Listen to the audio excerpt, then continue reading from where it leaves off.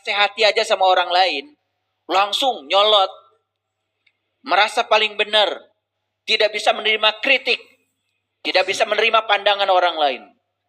Jelas itu bukti nyata bahwa kita masih berselingkuh.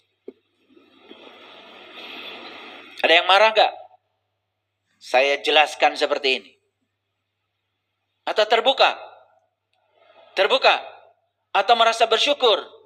Atau berterima kasih? Oke. Makanya dalam kitab Ihya Ulumuddin, bab pertama, bab ilmu. Yang paling berbahaya di semesta ini adalah orang yang tidak tahu, tetapi dia tidak tahu kalau dia tidak tahu. Tapi dia menganggap seolah-olah dirinya itu tahu. Karena sudah dapat gelar. Bapak ini, bapak itu. Karena sering diajak, disuruh diundang. Diundang ke sini, diundang ke situ, jadi pembicara. Padahal yang dibicarakan itu hanya pengetahuan ulangan. Pengetahuan hafalan. Bukan yang berdasarkan pada pengalaman spiritualnya. Hanya mengulang-ulang yang dihafalkan karena dia pernah sekolah. Dan bahayanya kebohongan pun kalau diulang terus-menerus, lama-kelamaan dianggap kebenaran. Akhirnya selimutnya tambah tebal. Makanya jadilah orang yang tidak tahu. Tapi kita tahu bahwa kita tidak tahu. Berarti kita sudah menyingkirkan selimut kita. Sudah membuka diri. Oh, ternyata saya tidak tahu. Dan sekarang saya tahu kalau saya tidak tahu.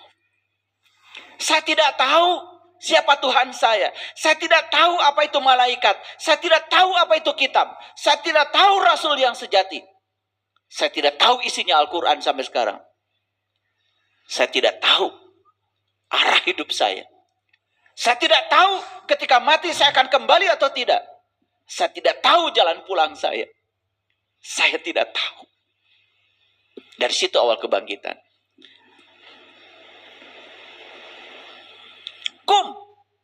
Bangkitlah. Gimana caranya bangkit? Singkirkan semua penghalang kita. Sadari dalam diri kita ada selimut yang tebal. Bukan menyingkirkan selimut yang dipakai tidur secara fisik. Gampang yang itu. Kalau menyingkirkan yang itu saja sudah sulitnya. Auzubillah. Apalagi menyingkirkan selimut-selimut yang ini. Dan berikutnya. Fa'antir. Lalu berilah peringatan. Siapa yang harus diberi peringatan? Siapa? Siapa? Dirimu sendiri. Lihat saya semuanya. Ini kalimat sastra yang luar biasa. Bangkit dulu. Fa'andir. Berilah beri peringatan. Saya kasih tahu. Orang yang sampai hari ini masih berselimut. Merasa diri yang paling tahu. Padahal sebetulnya dia tuh tidak tahu. Cuma dia tidak tahu kalau dia tidak tahu. Gak mungkin ngasih peringatan pada dirinya. Dia terus ngasih peringatan pada orang lain. Dan dia menjadi orang yang lupa diri. Banyak kayak gitu. Banyak atau banyak sekali? Hebat ya kalimatnya. Bangkit dulu, ngasih peringatan dulu. Bangkit dulu. Setelah bangkit, setelah sadar, baru kita bisa ngasih peringatan pada siapa? Pada diri kita sendiri. Nggak usah pada orang lain. Saya berulang kali menyatakan, kalau kita ingin merubah kehidupan, jangan rubah orang lain. Rubah dirimu. Keren gak ayat ini? Keren. Berikutnya, warabbaka fakabir. Dan Tuhanmu agungkanlah. Gimana caranya?